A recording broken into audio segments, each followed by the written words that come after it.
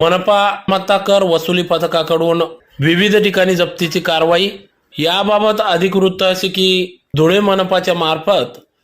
सध्या मनपा जप्ती पथक तयार करण्यात आले असून जप्ती पथक प्रमुख शिरीष जाधव यांच्या